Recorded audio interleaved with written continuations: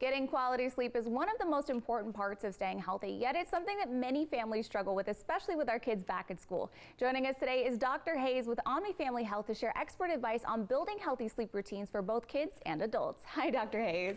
Hi, Caitlin. How are you doing? I'm doing great. It's great to have you today. Thanks. Okay, so this is something that I think I struggle with, but I'm not alone in this. Let's talk about how much sleep both kids and adults need and why those needs are different. Sure. When we're born, we need a lot of sleep. Yes. Newborns can sleep up to 20 hours a day. As we get older, the amount of sleep that we need gradually decreases, and it starts to consolidate at night rather than being all throughout the day, right? So by the time your child is school age, like 6 to 12 years old, they'll need 9 to 12 hours of sleep. Maybe that's all at nighttime, but it could also be a nap plus we love a nap. nighttime, sure. Teens usually need to sleep about 9 to 12 hours a night. Some of them nap. The important thing with teens is that they tend to go to bed later. Yes, they do. That's why we advocate for school times to start times to be delayed so that teens can get enough sleep. And that's very helpful for them. And then sometime between 18 and 21, we settle into that adult schedule of 7 to 9 hours of sleep. And everybody's sleep pattern is a little different, right? It is. It's true. Some people take naps, some people don't.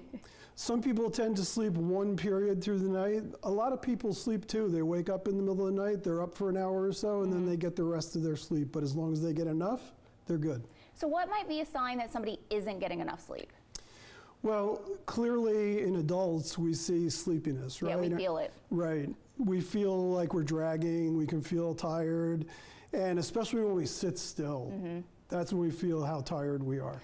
If we keep moving, we can stay awake, right? But we sit down, and that's when we start to see people nodding off, and that's how we can tell that something might be wrong. If we're falling asleep during the day when we don't want to, that's a sign we should probably be looking into it.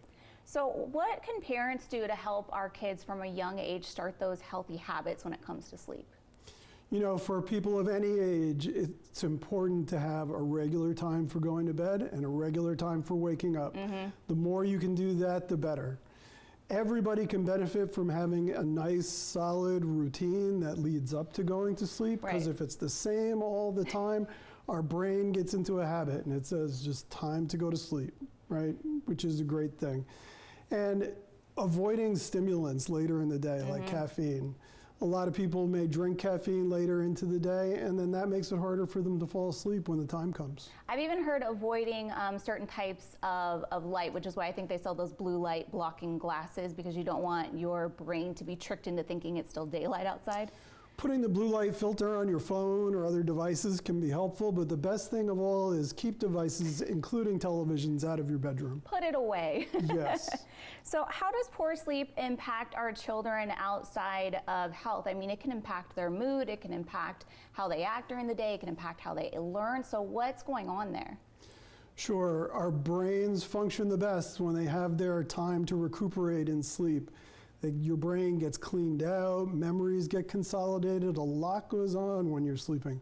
So yeah, we often see when people haven't had enough sleep that they may have symptoms of anxiety or depression, and they may have difficulty learning, their memory may not work as well. And that's, you know, we really see that in the teens when they don't get enough sleep.